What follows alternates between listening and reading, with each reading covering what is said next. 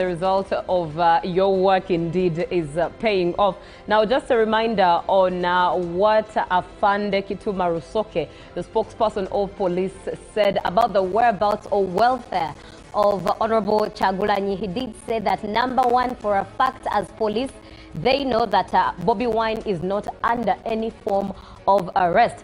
And he said that, in fact, Kyagulanyi is at home, his home in Magere. But he also made mention of the fact that deployment around Magere and perhaps his home also is number one, Magere is like any other hotspots. It's among those hotspots that security detail took note of and decided to deploy police there. But also the fact that in case there's anyone who had plans to organize to disorganize the public, that was one way of cutting them off. That's why even around his home, perhaps you could have seen or taken note of police deployment on there. And then he also said, if you do not believe what the police is saying, then there's no other way of proving it to you. Just believe what the police is telling you. And of course, if you are for peace and are a candidate of peace, you should not be worried as to move about in Kampala, even if you see police deployment. For as long as you are for peace, no one will disturb you. On your screen, we see the high table, the setup where Justice Simon Kama sits with all the commissioners of the Electoral Commission, and it's where they'll have their last seat at the high table of the Electoral Commission for the 2026 general elections, as they give us a final result of the results from the polling. Something of interest. Quickly, because we are going there. Something of interest is that the security of all presidential candidates is of interest to the country. Right. So they all need to be secured, all of them, not Kyagulanyi alone, but everyone who appeared on the ballot on a day like this, their security is of state interest. Indeed. So they need to be secured as well. Indeed, indeed. Now let's head over to Lubowa, and right on the podium is the spokesperson of the Electoral Commission, Julius Mchunguzi. Yes, sir.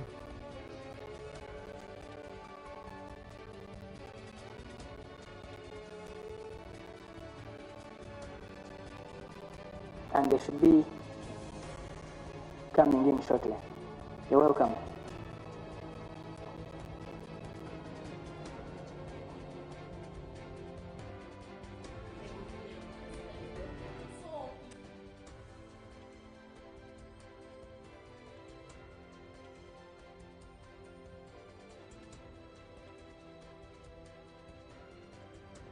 On your screen, indeed, getting ready to receive members of the commission, that is the Electoral Commission, to give us the final result of Uganda's constituency and who leads it.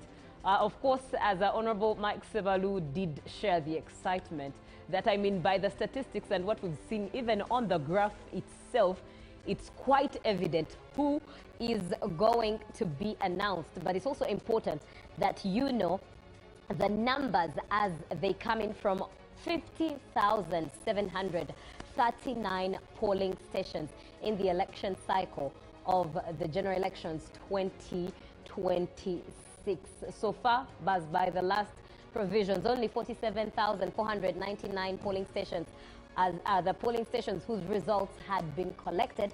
But as we speak right now, we are left with a balance of 3,240 polling stations.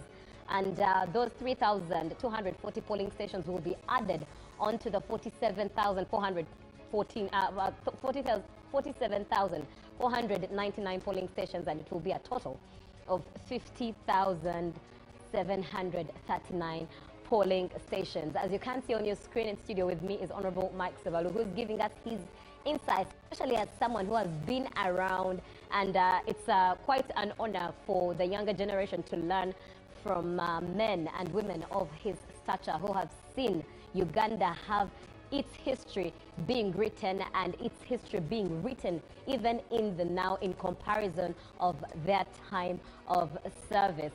Has it always, Honorable Mike Sebalu, has it always been as tensioning as now? I'm not so sure that right now it perhaps seems a lot of mixed emotions because there are those, obviously, who believe that the results, as you heard, the results at the tally center are not the same ku ground. But give us a feel of what it was like, perhaps, in the time you were active in Uganda's election cycles. Yeah, the interesting thing is that I've participated in electoral observations. I've participated as a candidate. I've participated as a voter. I've participated as a campaigner. But it is all about being true to yourself. Right. There are those moments when in your inner heart you get to appreciate that we tried our best, but our best was not good enough, and therefore you accept to be defeated with honor, dignity, and decorum.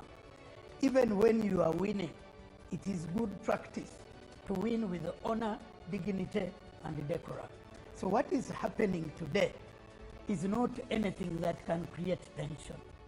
The results are as good as out. What we are waiting for is a formal ceremony and a formal pronouncement as per the laws of the land. But otherwise, the winners know, and they should prepare themselves to take victory with honor, dignity, and mutual respect. We should not call names. We should not, right, engage in conflict. We should take victory with decorum. Even those that find themselves on the other side should also be able to take defeat with dignity and honor. Right. So the results are not that close. It can only be an issue where maybe you are wondering whether someone is going to make the 50+1. Because in Uganda, it is simple majority, 50+1. And that declares you the winner. The winner, yes. But it is not anything like that. The gap is so glaring. The winning is massive. So we should be able to take it in good spirit and plan to reorganize and give it another shot. Right. Next. About 13 minutes after 3 p.m., we are still waiting for Justice Simon Byabakama and all the commissioners from the Electoral Commission to take those seats at the highest table in that lounge right now at Lubowa. That is at the National Tally Center, which is the headquarters of the Electoral Commission. And as we wait, we are having this conversation and chewing on many things while we learn and relearn. Speaking of taking your victory in honor or taking your defeat in honor, what would you advise those who have lost in elections, both at positions of members of parliament as well as the presidency, those who will be announced to have lost? What would you advise them moving forward? How best can they serve their country? How best can they be part of the story of their country in the next 5 years? Yeah, you see, they need to take it that leadership is not about a position. Leadership is not about an office. Leadership is not about a title. Leadership is your viewpoint, is your orientation, is your thought process, is your level of objectivity, your level of engagement, your level of participation. So there are different spaces where leadership will manifest itself. So you can always be a good engager. You can engage in constructive engagement. Where there are good ideas, you can offer good ideas, you can offer good advice, and you can be available to respond to any needs where your talents, your skill set can be applicable. The problem is to imagine that if you don't have a position, if you don't have a title, if you don't have an office, you are as good as useless. That is the wrong view of leadership. Because even in the opposition, you can make your constructive contribution in terms of alternative policy direction. You can appreciate where government is doing good. You can come in to support where you think better ways of implementation can be done. It's not about criticism. It's not about disengagement. It's not about alienation. So that is what leadership is all about. I'm here in this office not because I have a title, not because I have an office, not because I have a response, but because of my civic responsibility Right. to come and share my viewpoint and be able to make a contribution in the space of leadership. Let's look at this leadership going into even serving with the new government now that shall govern Uganda 2026 into 2031. For those who are on the side of opposition, does it make sense for them to be part of the government and serve in the government, as we've seen the likes of Honorable Norbert Mao, who is of DP, but is the current Minister of Constitutional Affairs? Yeah, and to serve in government does not mean you are on the government side, because those parties that have not been able to win the presidency have members of parliament. The members of parliament should actively play their role as members of parliament from the four responsibilities that they have. They should participate in lawmaking, they should participate in representing their people, they should participate in appropriation, in the budget process, they should participate in oversight, and they should be able to take government policies, they should be able to implement government policies in their constituencies. Even if you're a member of opposition and the PDM is being implemented in your area, participate in preparing your constituents to partake of the parish development model.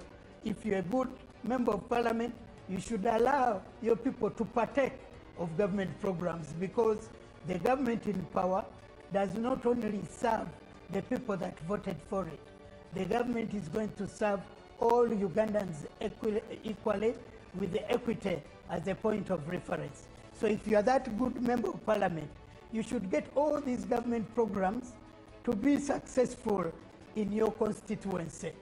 And that is the role that you have been elected to do. And by doing that, you are playing your role and you are representing your party at the national level. Right. What we can see on the screen, usually that particular scene is always, for me, a representation and an interpretation that the commissioners are about to walk down the aisle to the high table of that lounge. And you can call it the walk of victory, because that is the final lap. Actually, now they are coming for the lap of honor, or the walk of honor. Is it the walk of honor on their side? The walk of honor, because they've delivered. Right. You know, they started with the nomination. Right now, they are going to have that walk. They had the walk for the nomination. Right. Now they are going to have the walk of honor as the final lap, as they go to make the final pronouncement. So that is a serious walk. That final walk is a landmarking walk indeed. And they are coming all with their garbs, with their robes. Right. They're really coming with a good sense of satisfaction and delivery. All right. It's 19 minutes after 3 p.m. The Electoral Commission did announce that they'll be giving us the final results at exactly 3 p.m. and it's already 19 minutes into 3 p.m.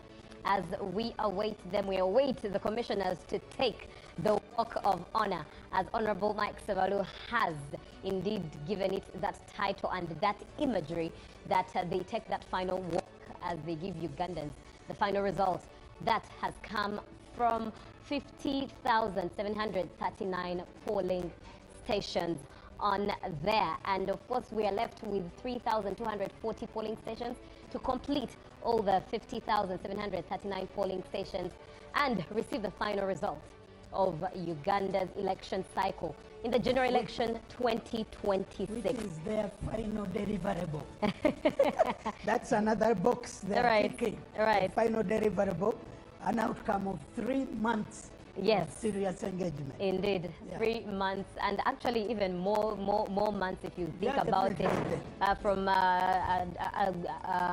mobilizing for country registers, updating registers. It's been a journey. We've walked it. We thank God for giving them good health and long life, long enough to reach this day. Yes. Yeah. And the life to also speak into the different matters regarding the cycle. We've always had Paul Bukenya, the deputy spokesperson, educate Ugandans on and on and on as to why A was A, B was B, why the BVV case, why not the BVV case, and all of that. And there's still, of course, a lot of explanations to do after there is. the BVV And case they owe it failed. to the nation. Yes. But